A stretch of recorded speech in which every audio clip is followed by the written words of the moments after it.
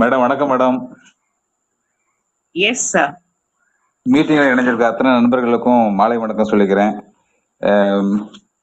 இன்னைக்கு வந்து பாத்தீங்கன்னா நிறைய விஷயங்கள் வந்து நம்ம ஃப்ரெண்ட்ஸ் எல்லாருமே ஷேர் பண்ணியிருக்காங்க, நிறைய யூசர்ஸ் ஷேர் பண்ணியிருக்காங்க. முதல்ல அவங்களுக்கு ஒரு தேங்க்ஸ் சொல்லிக்கிறேன். என்னோட பர்சனல் எக்ஸ்பீரியன்ஸ் பார்த்தீங்கன்னா, நான் வந்து பிப்ரவரியில் ஜாயின் பண்ணேன். பிப்ரவரியிலேருந்துமே நான் ப்ராடக்ட் எடுக்க ஆரம்பிச்சிட்டேன். பர்சனலாக ஒரு நாளைக்கு 100லேருந்து 200 கிலோமீட்டர் வந்து ட்ராவல் பண்ணுவேன். முன்னாடிலாம் கொஞ்சம் பேக் பெயின் இருக்கும், இப்போ அந்த பேக் பெயின்லாம் இல்லை, நல்ல இம்ப்ரூவ்மெண்ட் இருக்கு. ஹேர் லாஸ் இருந்துச்சு, ஹேர் க்ரோத் நல்லா வந்துட்டு இருக்கு. பர்சனலாக எனக்கு இந்த எக்ஸ்பீரியன்ஸ் கிடைச்சிருக்கு. முதல்ல எலிசன் மிஸ்க்கு நான் தேங்க்ஸ் பண்ணிக்கிறேன். அடுத்து நான் கொடுத்த கஸ்டமர்ஸ்ட்ட கிடைச்ச எக்ஸ்பீரியன்ஸ் என்னன்னா, நிறைய கேன்சர் பேஷண்ட் கொடுத்துருக்கேன். கேன்சர் பேஷண்ட் கொடுத்த அந்த டெஸ்ட்மோனியல்ல ஷேர் பண்றதை பார்த்துட்டு அடுத்தடுத்து நிறைய கேன்சர் பேஷண்ட் வந்துட்டு இருக்காங்க. அந்த இதில் ஒரு யூட்ரஸ் கேன்சர் கிட்டத்தட்ட நியர்லி வந்து பார்த்தீங்கன்னா 8 இயர்ஸ் இருக்கும் ஒரு விமனுக்கு. அந்த சேலஞ்சில் இருந்துச்சு.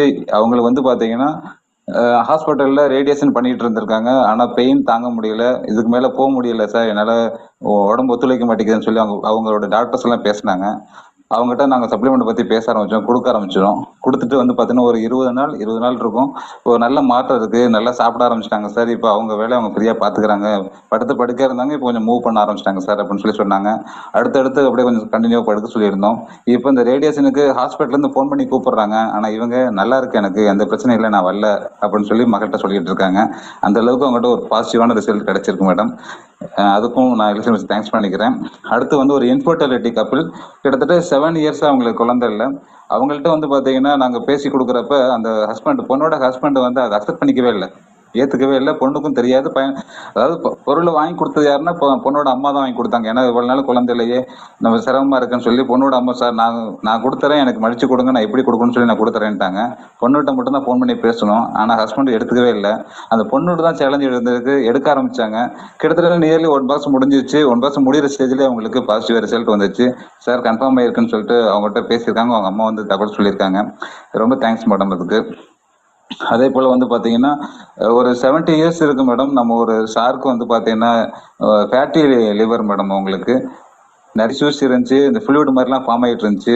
அதில் வந்து மூக்கு வழியாக டியூப் போட்டு அந்த ஃப்ளூயிட் எல்லாம் உறிஞ்சிட்டு இருந்தாங்க. ஒவ்வொரு முறையும் அதை எடுக்கிறப்ப பார்த்தீங்கன்னா பெரிய அமௌண்ட் வந்து சார்ஜ் பண்ணிட்டு இருந்தாங்க. நம்ம சப்ளிமெண்ட் கொடுக்க ஆரம்பிச்சதுக்கு அப்புறமேல் பார்த்தீங்கன்னா அந்த ஃப்ளூயிட் எல்லாம் மோசன் வழியாக வெளியே வந்துச்சு. தனியாக டியூப் போட்டு எடுக்க வேண்டிய அவசியம் இல்லாமல் இருந்துச்சு. அவர் வந்து நான் கொடுக்குறப்ப படுக்க தான் இருந்தார். அதுக்கப்புறம் வந்து பார்த்தீங்கன்னா ஃபுல் அண்ட் ஃபுல்லாக இப்போ வாக்கிங் போகிற அளவுக்கு ரெடி ஆகிட்டாரு. கால் வீக்கம்லாம் குறைஞ்சிருந்துச்சு. வயிறு மட்டும் கொஞ்சம் லைட்டாக இருந்துச்சு. அதுவுமே முன்ன இருந்ததுக்கு இப்போ நல்ல மாற்றம் இருக்கு. அவர்கிட்ட பர்சனலாக வந்து பார்த்தீங்கன்னா வெளியிலேயே போக முடியாம வீட்டிலே இருந்துட்டு இருந்தேன், இன்னைக்கு தனியா வெளியில வண்டி எடுத்துட்டு போற அளவுக்கு நான் ரெடி ஆயிட்டேன் அப்படின்ற மாதிரி என்கிட்ட ஷேர் பண்ணியிருந்தாரு.